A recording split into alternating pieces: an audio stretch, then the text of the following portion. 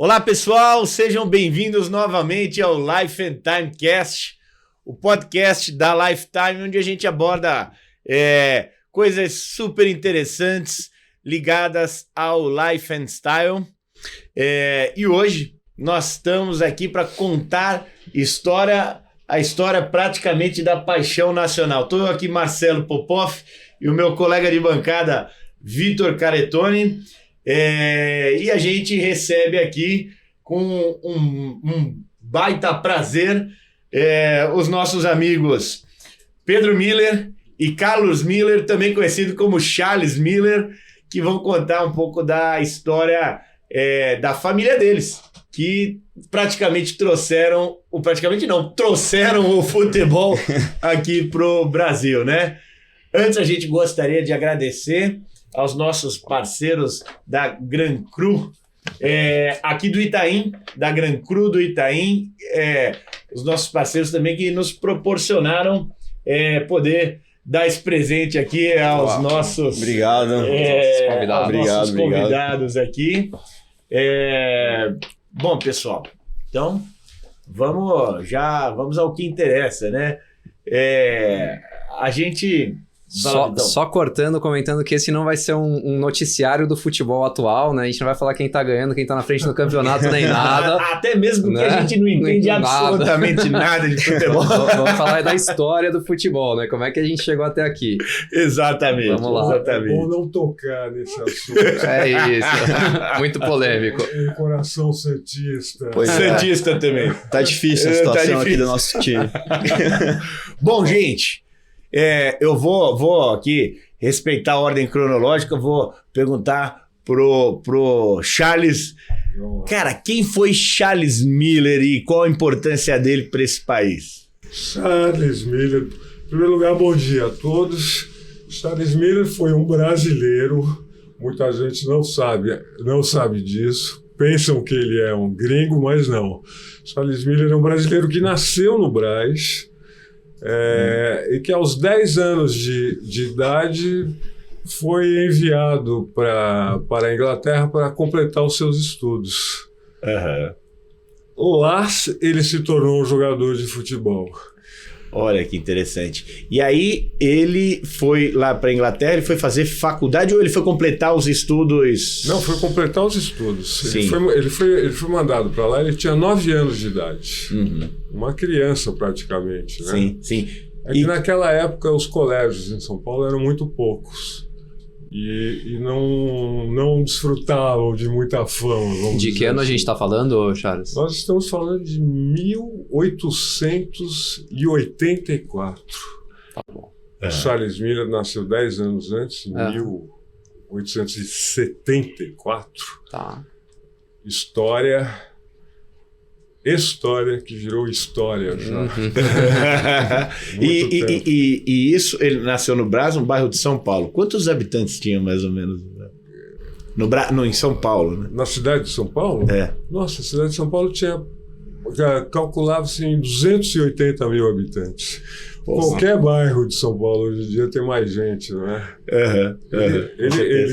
Ele descreve o São Paulo em cartas que ele manda para a Inglaterra depois da sua volta, como uma cidade tipicamente europeia. Cara, que incrível. Sendo 2/3 da população da cidade formada por italianos.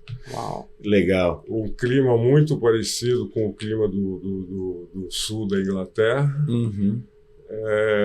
E era isso. Aquela, né? A terra da garoa, né? O London Fog. Legal.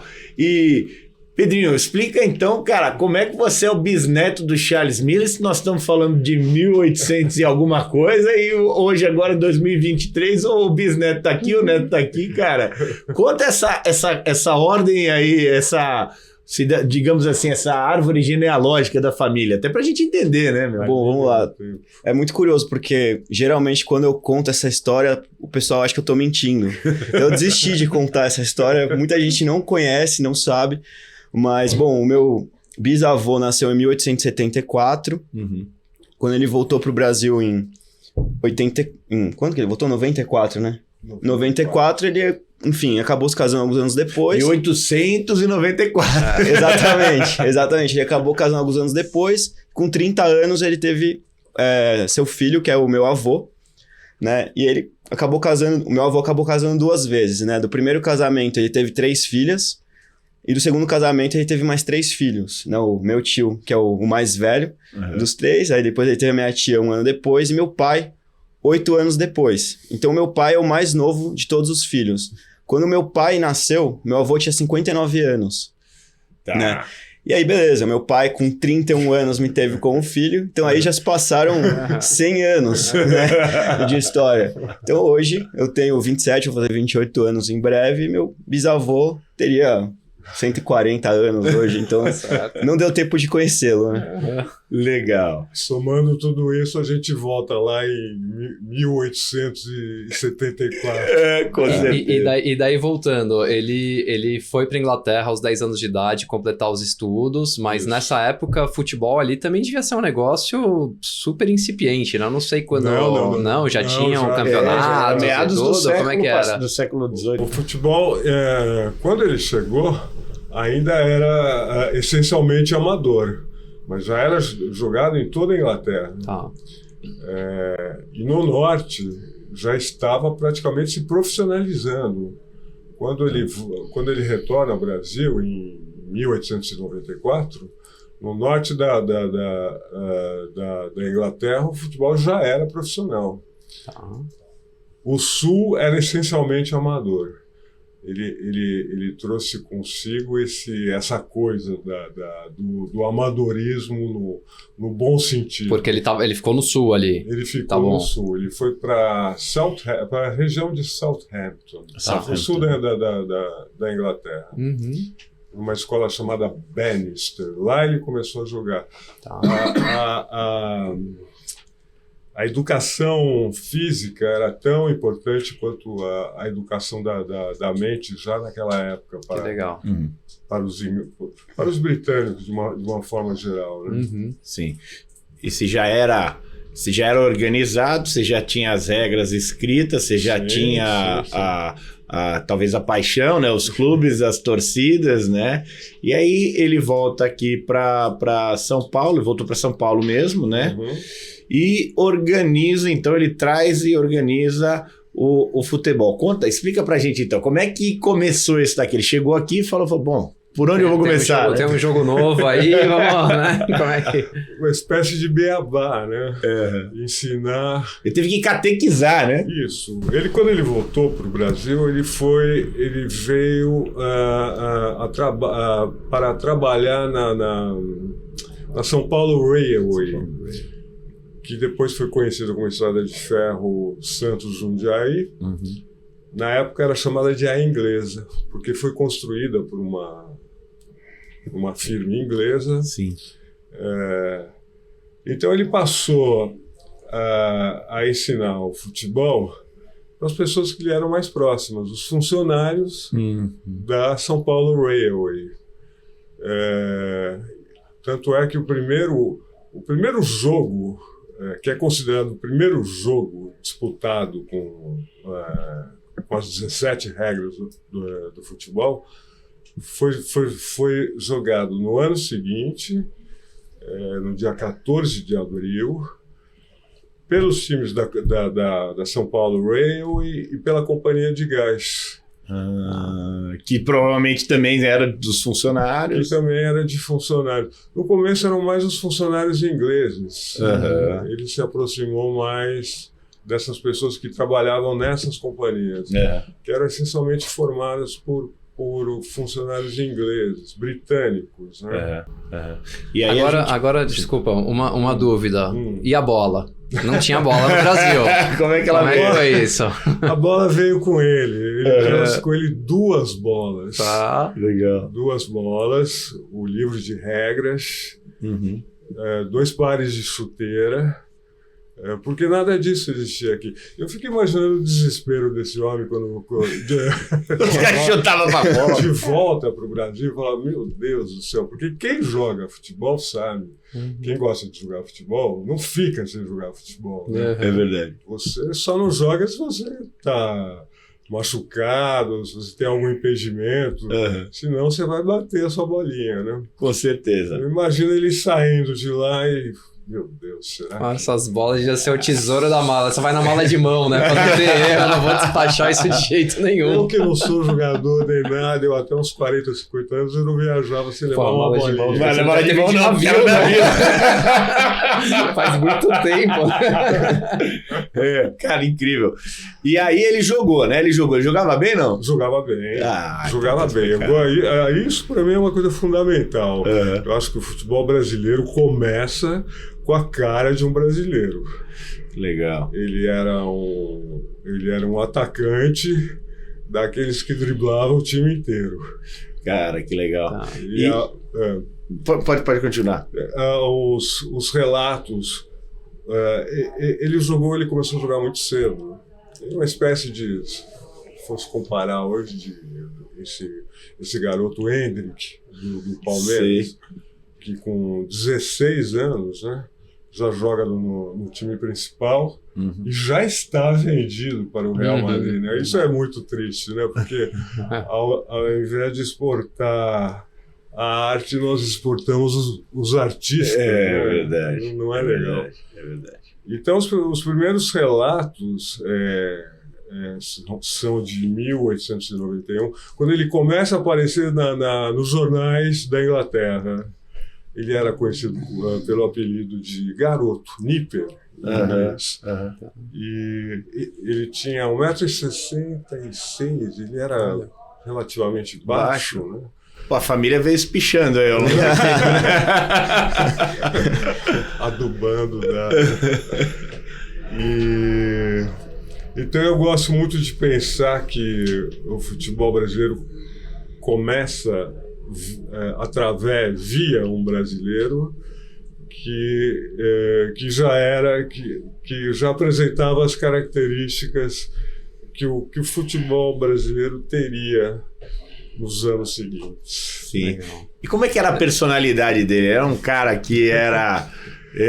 Sério. Já era, mas era marrento, né? Que nem o jogador brasileiro. Eu acredito que não, porque naquela época era uma coisa muito de cavalheirismo. Né? Havia todo um fair play reunido, a plateia toda bem vestida, os homens, as mulheres de chapéu, aquela coisa toda, né? Era mais uma plateia do que uma torcida mesmo. Exatamente. Iam assistir aos jogos bem trajados, né? É uma coisa bem elegante. Legal. Deixa eu pegar uma aqui pro Pedrinho. A gente primeiro, voltando, a gente vai acreditar agora na sua história de que você é o bisneto dele, tá registrado aqui. E uma outra coisa, né? Imagino que, assim, por conta de toda essa história, o futebol deve ser um tema nas reuniões familiares, assim, há muito tempo, né? Mas Pedrinho hoje é nosso sócio, então acabou não indo para esse mundo do futebol. Você tentou profissionalizar alguma coisa assim? Eu vou te falar não que deu certo? Eu não herdei todo esse talento. Eu sou familiar, eu gosto muito, jogo futebol todas as quartas-feiras, inclusive hoje é o dia. Né? Mas não herdei o talento. Gosto muito, todos nós somos viciados em futebol. A família toda torce pro Santos, então todos nós estamos sofrendo no momento. Mas faz parte, o futebol tá enraizado desde que eu nasci. Dos dois lados da família, inclusive. E pra gente é um grande motivo de orgulho, né? Saber que nossos antepassados que começaram a difundir o esporte por aqui. E quando você descobriu que você era bisneto do Charles Miller, cara, como é que foi a sensação? Como é que foi isso, o momento? Então, é que desde criança a gente já ouve as histórias, né? Eu não me lembro exatamente qual foi o momento, mas pra mim é uma coisa natural. A gente, a vida toda, ouviu histórias sobre, foi em eventos, né? Eu já fui com meu tio em algumas entrevistas. Então sempre foi uma coisa comum pra gente, vamos dizer assim, né? É algo do nosso cotidiano, do nosso dia a dia. Mas sempre que eu conto a história, as pessoas ficam super espantadas. Então eu acabo percebendo a relevância que isso tem pro nosso país, né? Eu acho que o maior esporte hoje do país e talvez do mundo seja futebol, e ele começou e foi o bandeirante ali, né? Começou a catequizar o pessoal a admirar e gostar do esporte, né? Então hoje, falando como mercado financeiro, eu acho que é talvez o esporte que mais movimente aí recursos financeiros, né? Que tem mais investimento. Então é muito legal saber que a nossa família participou, né? Do começo dessa trajetória e que trouxe ao longo do tempo o futebol até onde ele se encontra hoje no Brasil. Bacana. Legal. Eu me lembro. E aí? Como que foi? Meu pai, a bordo de uma DKV Vemag, meu pai passou pela praça. Ele parou na praça, descemos do carro, aí ele apontou Charles Miller. Aí eu perguntei, sou eu? Você ganhou uma praça, filho. Ele falou, não, é o seu avô. Aí ele disse, seu avô é considerado o introdutor do futebol do Brasil. Eu não entendi nada. Eu já sabia ler, mas eu era muito garoto. Eu só fui entender um tempo depois. Quando ele falou assim, ó, é o pai do futebol brasileiro, aí ficou mais fácil de entender. Que legal, meu. Puta, baita história. E dando sequência aqui, até pra gente se aprofundar ainda na história do futebol, ele né, introduziu, começaram as competições entre os times das empresas, né? Uhum. E aí, como é que esse negócio virou o primeiro campeonato paulista? Então, o que foi importante foi, como eu lhe disse antes, o futebol ficava restrito. Então, em São Paulo falava-se assim, olha, lá pelos lados do Bom Retiro, tem os ingleses que ficam correndo atrás de uma bexiga, ninguém entendia direito o que estava acontecendo. O que foi importante foi a criação dos clubes, a entrada dos clubes. Tanto é que o primeiro campeonato paulista, que foi disputado em 1900, foi disputado por 5 times. O São Paulo Athletic Club, o SPAC, né? O SPAC, exatamente. O Germânia, o Paulistano, que havia sido fundado em 1900. E o Germânia que virou o Clube Pinheiros depois, né? Perfeitamente. O Germânia que foi obrigado a mudar de nome, né? Isso. Em função Sim. da Segunda Guerra. E o Mackenzie. E tinha também um outro, o Internacional. O Internacional de Santos? Não, era o Internacional, aqui de São Paulo mesmo. Esse entra nessa história o Hans Noblin, um alemão que veio para o Brasil achando que o futebol ainda não existia por aqui e que tem grande influência na criação. O Internacional, na realidade, seria o Germânia. Mas por internacional, porque os sócios seriam de várias nacionalidades.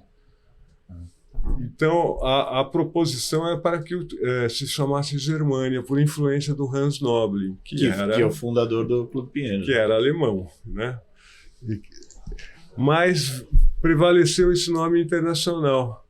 Então houve, depois de um mês, alguma coisa assim, uma cisânia, uma separação, e o Hans Noblin, então, dá nome ao Germânia, fundam um outro clube. Uhum. Então ele tem essa participação na fundação desses 2 times que disputaram o primeiro Campeonato Paulista. Depois que meu avô escreve uma carta para a escola onde ele estudou, em 1906, se eu não me engano, contando que nessa época já existiam em São Paulo entre 60 e 70 times só na cidade de São Paulo. Uau! Então proliferou assim, que nem pólvora. Proliferou que nem pólvora pelo Brasil inteiro. Tá. Que legal. Rio de Janeiro, São Paulo e Rio primeiro, né? Uhum. Depois pelo Brasil inteiro. E vieram, como esse alemão, por exemplo, vieram outras pessoas e foram difundindo-os? Ou veio a partir dessa árvore mesmo do Charles Miller e ele espalhou e foi, assim? Como é que... Olha, existem 3 pessoas muito importantes. Você tem aqui um triunvirato: Charles Miller, Hans Noblin e Casemiro da Costa. Casemiro da Costa estudou na Suíça. E ele trouxe com ele a expertise de como como fazer uma liga, sabe? Como promover um campeonato. Ele deu literalmente essa liga Muito legal. ao movimento todo. Tá. Essas 3 pessoas são muito importantes para a formação e para a difusão do esporte Brasil afora. E daí, nessa época que começou esse campeonato com 5 times, é a época que ele escreve a carta mencionando que já tinham cerca de 60 times pelo país? Ele escreve essa carta 4 anos depois. Ah, tá. 4 anos depois. 60 times só na cidade de São Paulo. Só na cidade. Só na cidade de São Paulo. Exatamente. Não, legal. E aí, evoluindo, né? Ele viveu até os anos 50, né? Sim. Legal. E aí, do primeiro campeonato paulista organizado até ali o final da vida, né? O Brasil, nessa época, ele já era extremamente importante para o esporte quando você fala de nível mundial, né? Sim. E como é que foi esse desenvolvimento? Foi esse... Olha, ele... Foi paulatinamente. Né? E ele foi atuante. Ele foi atuante. Ele jogou até 1904, porque ele tinha uma visão extremamente amadora sobre o futebol. Uhum. Ele foi aceitar o profissionalismo depois de um certo tempo. Era aquele cara apaixonado mesmo, Era então, aquele né? cara apaixonado. Ele achava que a pessoa não devia viver do futebol. Jogar futebol não era uma profissão. Então ele tinha essa visão. Ele foi aceitando com o decorrer do tempo, né? Ele gostava tanto de futebol que quando ele parou de jogar, porque ele casou-se, ele tinha um trabalho, etc. E ele tornou-se árbitro. Durante muito tempo ele apitou jogos aqui em São Paulo. Depois de parar de jogar. Legal. E ele sempre esteve... ele nunca deixou de acompanhar a evolução do futebol. Ele sempre esteve presente. Mas ele não era exatamente um dirigente de futebol. Né? Ele não teve mais uma atuação. Ele teve essa atuação no começo, muito forte, mas depois, como tudo foi se desenvolvendo, né? Foi fundada a Federação Paulista de Futebol, aí ele já não tinha mais uma... E ele teve alguma profissão? Ele teve alguma atividade em paralelo? Sim, várias. Como eu te falei, ele começou trabalhando na Estrada de Ferro, depois ele trabalhou no Banco de Londres. Ou seja, o nosso banqueiro aqui, né? Só for a Estrada de Ferro, precisa... E o futebol, né? A tua engenharia quando era mais novo. É verdade. Sabe que essa Estrada de Ferro que deu origem à palavra forró, né? Da música forró. For all. É isso. Ele foi também presidente da Mala Real Inglesa, que fazia o transporte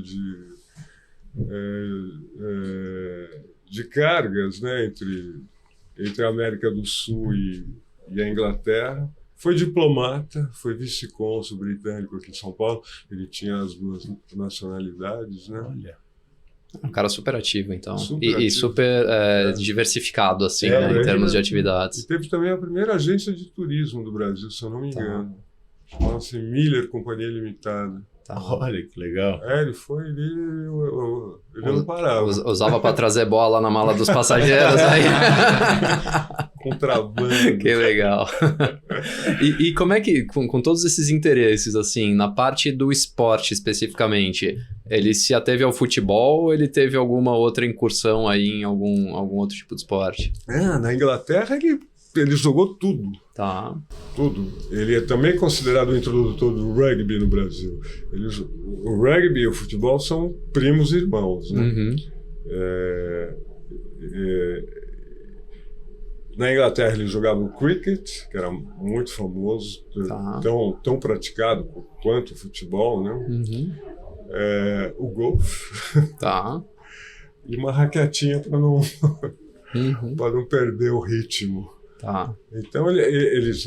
e o atletismo também no colégio, né? Eles davam muita importância a essa formação física, né? Tá. Então, quando ele veio para cá, aqui, nessa época aqui em São Paulo, jogava-se muito a pelota basca, era o top. Era o esporte top da moda. O que era isso? Pelota basca era um jogo parecido com uma espécie de um squash, um lugar mais fechado. Tá. Era alguma coisa assim. Mas ele era um esportista de vários esportes. E ele trouxe o rugby também ou não? Ou Também, ele só jogou lá e mais não... Jogou aqui também. Jogou aqui também. Mas o que prevaleceu mesmo foi... O que caiu no gosto mesmo foi o futebol. Tá, que legal. Meu, conta alguma história curiosa sobre ele ao longo de todos esses anos que possa... que de repente, ou que você já tenha contado e que é interessante, ou que de repente você não tenha contado ainda, meu. Bom, como eu falei, existe muito pouco material a respeito. E eu quero colocar uma dificuldade nessa pergunta aqui. Vamos lá. Como essas histórias chegaram até vocês, né? Um foi contando pro outro, Exatamente. Olha, que barato. O que eu sei através do meu pai. Infelizmente, meu pai também morreu. Eu perdi meu pai quando eu tinha 19 anos, então ficou muita coisa por perguntar. Né? A gente, depois, com essa visão retrospectiva, se fala, puxa, por que eu não perguntei isso? Por que eu não perguntei aquilo? Caramba. Então, o que eu sei através dele, principalmente. E da irmã dele, minha tia Helena, que também contava alguma coisa. Mas as meninas não tinham, nessa época, ainda não entravam muito no futebol, né? Não tinha... Não devia ter essa liberdade, essa abertura para entrar nesse assunto, né? Então, a minha avó era pianista, minha tia também era pianista, então o departamento dela era mais o departamento artístico, né? Legal. Tá. Mas o que eu sei dele, que eu gosto sempre de contar, é que ele era um camarada. Meu pai me contou uma coisa que eu acho muito legal.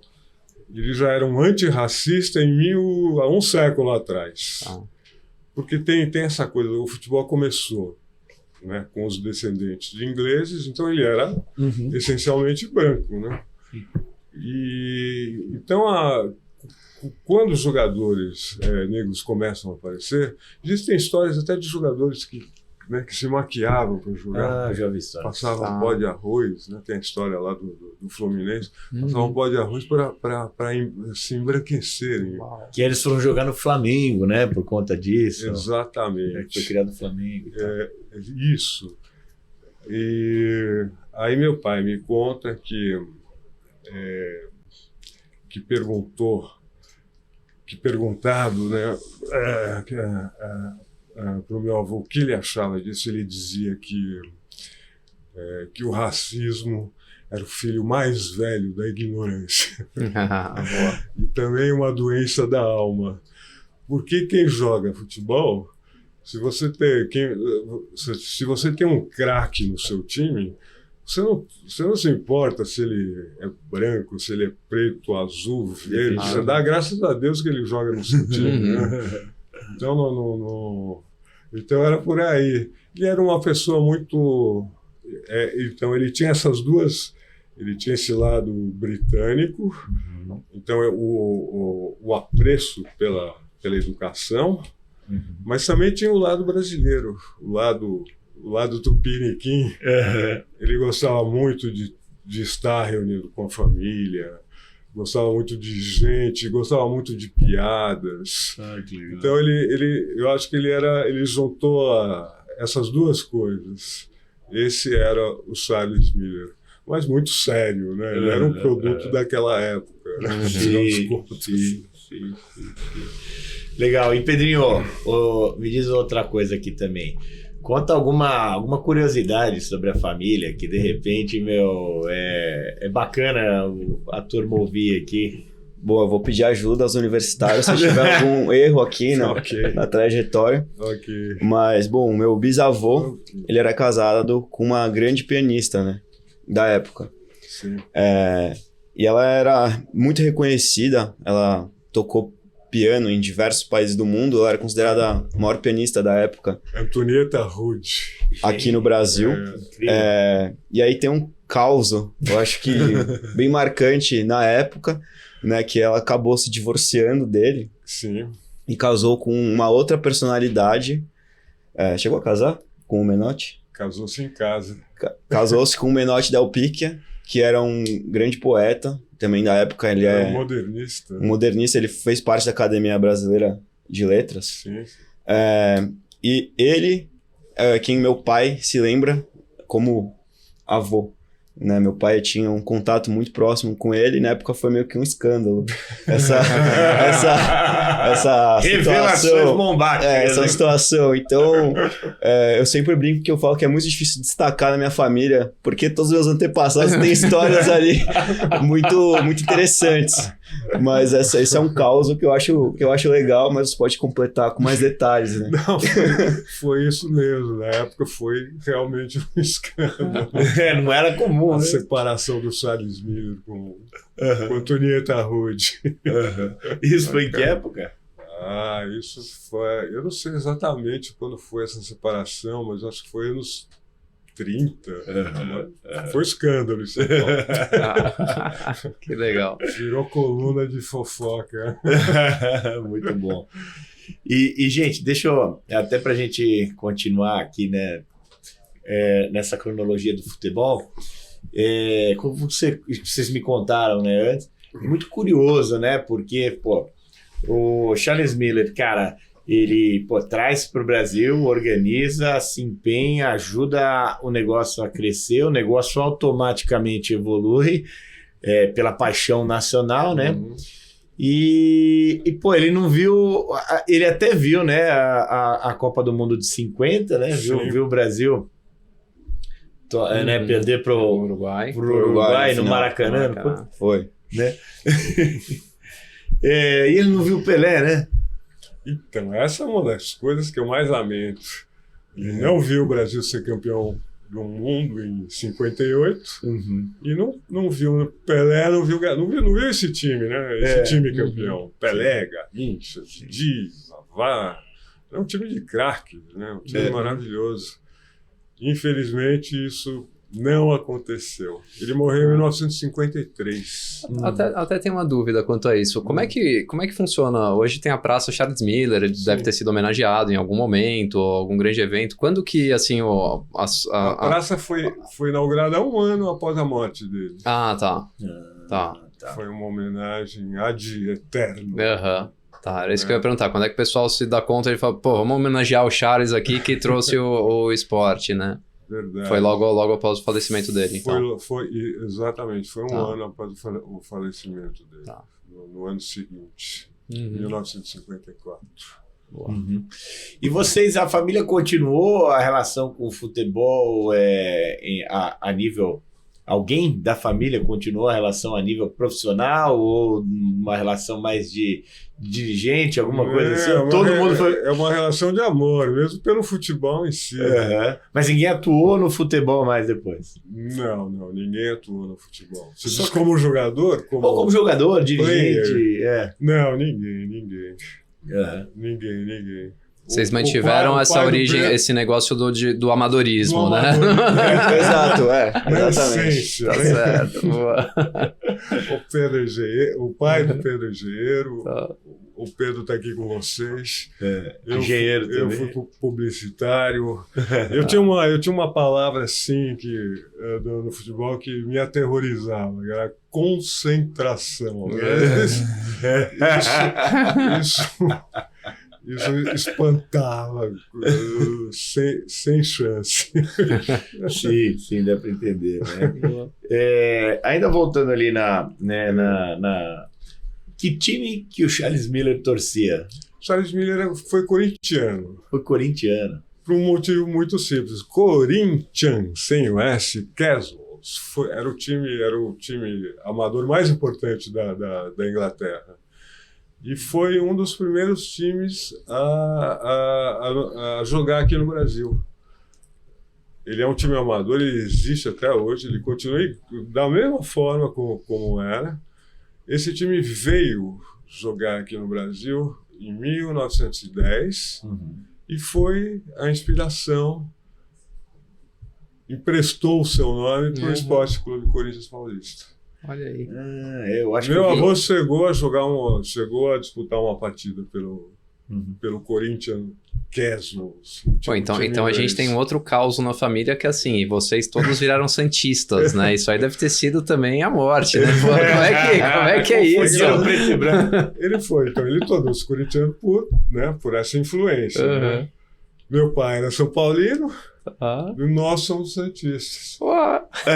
Eu acho que o filho do Pedro vai ser palmeirense. Não vai, vou deserdar. Vai sofrer comigo. Nós temos um primo que foi presidente do Palmeiras. O Tirone é nosso primo. Olha só. Muito bom, muito bom. E hoje em dia, né? Vocês frequentam o estádio? Quando vocês vão a estádio, turma sabe quem são vocês? Tem a cativa ali da família? Não. A gente não tem nenhum benefício ou regalia sobre o futebol, sobre essa pergunta. Não tem a meia entrada aqui. Nem meia entrada, mas ninguém conhece a gente, mas a gente frequenta muito, eu frequento muito estádio. Esse ano eu confesso que eu não estou indo muito porque é um momento de... Você não tem muito o que assistir, né? Plena ira quando eu vou assistir os jogos do Santos, mas frequentei muito de 2010 pra frente, na época que o Santos tinha times de muita qualidade, na época do Neymar, do Paulo Henrique Ganso. Então, eram momentos muito felizes, a gente costumava ir junto nos estádios. A gente foi várias vezes ao Pacaembu, a Vila Belmiro, às vezes o Santos jogava no estádio do Morumbi. Então, todos os estádios de São Paulo eu já assisti jogos do Santos. No antigo Palestra Itália, no Allianz Parque. Então, é uma coisa que está muito enraizada na cultura da família. Todo mundo gosta muito de futebol. Né? E todo mundo sofre junto em casa. Então, assim, é muito legal, muito bacana. Essa parte também é uma coisa que você não comentou, foi da época do Museu do Futebol, quando teve a inauguração. Eu acho que é legal você comentar sobre isso, que você foi, né? Conheceu personalidades. Acho que foi bacana. Do Museu do Futebol? Sim. Na inauguração? Sim. Eu não fui convidado. Como não? Eu só fui ao Museu do Futebol depois. No dia da inauguração do museu só tinha político. A família não foi convidada. A família não foi convidada para o Museu do Futebol. Estou solenemente ignorado. Isso é uma maravilha. E o legal é que tem algumas partes que falam sobre a história de futebol. Né, tem várias fotos do Charles Miller, vários relatos, tem uma placa enorme, né, falando um pouco da história, e a gente não foi na inauguração. Então, assim, muito legal você ter memórias da família num museu que eu não conheço, mas dizem que é fantástico, o Museu do Futebol, né? Falam que é muito bacana. Vamos combinar de ir lá um dia, vai ser legal. Memórias da família lá, legal. Falar, tô com o bisneto aqui do Charles Miller, não vão pagar aqui o ingresso. E ele... Tem uma história legal de quando eu fui no museu, né, a primeira vez. Tinha uma moça lá explicando, né, sobre a história, sobre o Charles Miller. Aí eu falei pra ela, eu sou bisneto dele. Ela riu da minha cara. Falei, beleza, aí continuou explicando. Então é mais uma história de que não acreditam quando eu falo que eu sou bisneto dele. Você tem que ir com todas as certidões, né? Eu mostrei a minha CNH pra ela e mesmo assim ela não acreditou. Não, só pelo isso aí. Você tem que levar as certidões de nascimento de um e do outro. Falou, tá aqui, vai ligando a chave aqui. Leva né, o arquivo da família. Mas é isso, não precisa se beneficiar e conseguir a entrada gratuita só por causa disso, né? Vamos pagar e manter o negócio funcionando bem. É isso. E vocês têm fotos em casa que jamais apareceram? Eu tenho uma foto maravilhosa, aliás, um quadro, ele retratado com acho que 4 ou 5 anos de idade, trajando o kilt. A saia sim. Maravilhoso. As fotos na época eram raríssimas. Raríssimas. Fotos, registros, né? Nossa, mas é a coisa mais difícil. Eu tenho as taças que ele ganhou, eu guardo comigo. E minhas outras irmãs também guardam as medalhas. Que legal. Foi o que sobrou, foi o que restou. Antigamente tinha um... Físico, né? Porque o futebol hoje... Exatamente. Foi o que sobrou fora o legado do futebol no Brasil, né? Só isso. Detalhe. Pô, uma pena, só sobrou isso. Eu cuido dessas taças, olha... que legal. Eu mesmo vou lá e passo.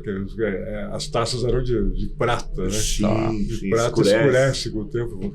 Aquilo dá um trabalho danado, mas eu faço questão de deixá-las tininhas. Ah, com certeza, né? Com certeza, né? E a gente tem um livro aqui na frente, né? Quem escreveu? Esse livro foi escrito por John Mills. John Mills é um descendente de britânicos também, que nasceu na Espanha, morou no Peru e depois veio para o Brasil.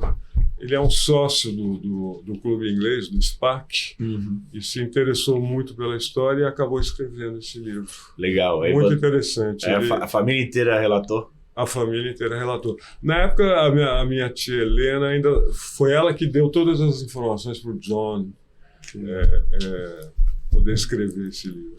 Legal. E ele fez um Para trabalho... quem não viu, o livro chamado Charles Miller. Exato.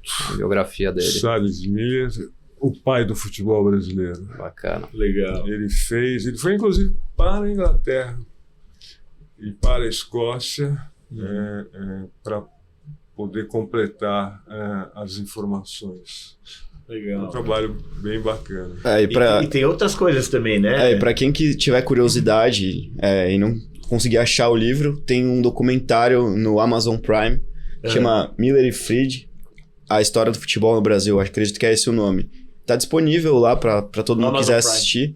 Sim, inclusive o meu tio é entrevistado nesse documentário e ele é bem bacana. Ele conta a história narrada por jornalistas, o próprio John aparece, então é bem interessante, né? E tem várias imagens e tem algumas gravações também da época das arquibancadas, dos primeiros jogos que foram documentados.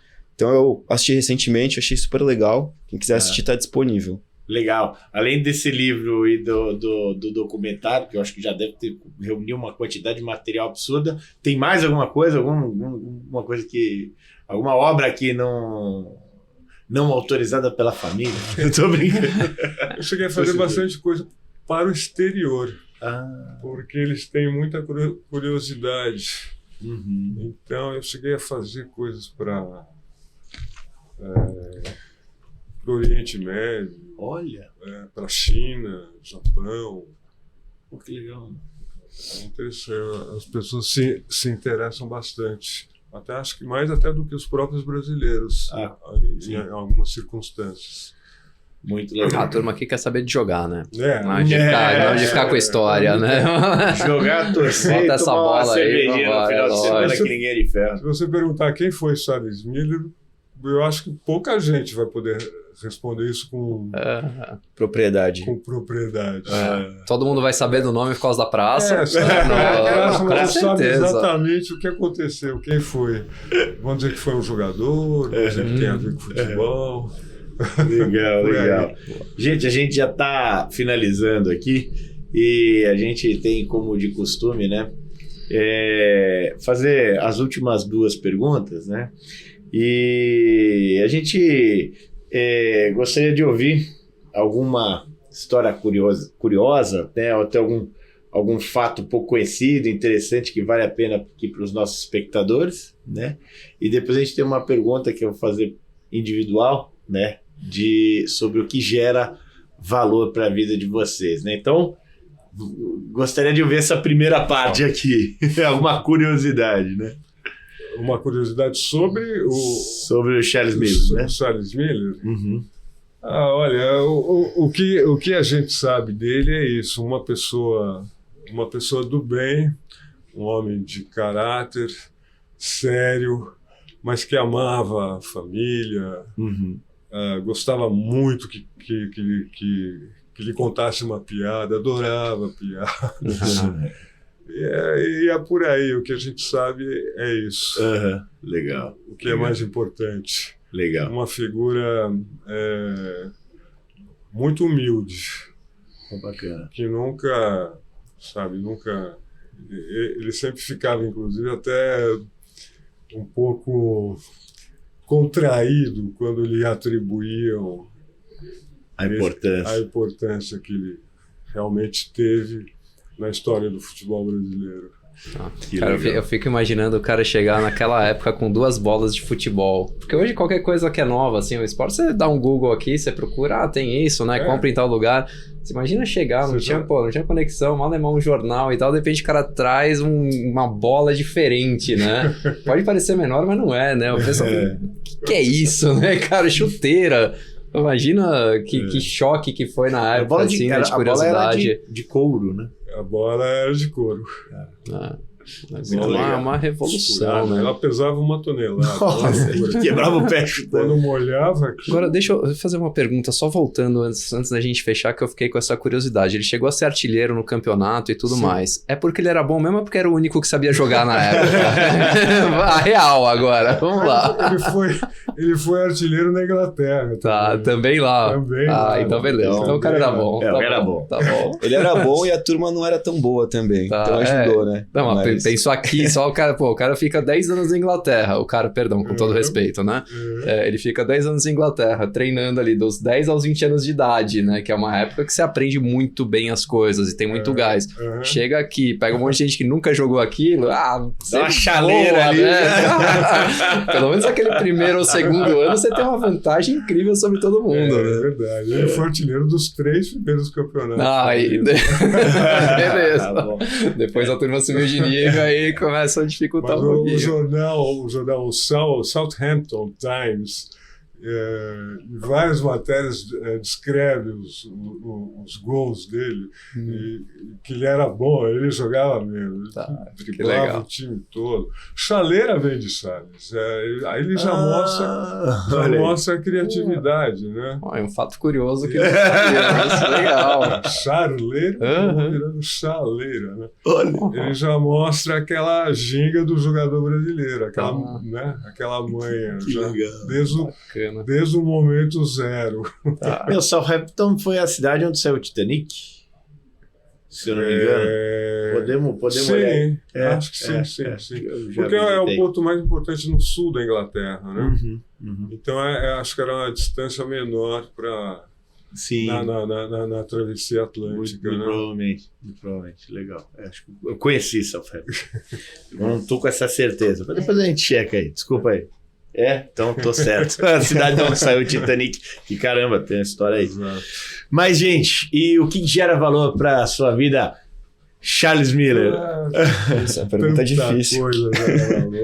Ontem eu tava limpando um móvel, abri uma gaveta desse móvel, achei uma revista de 2015.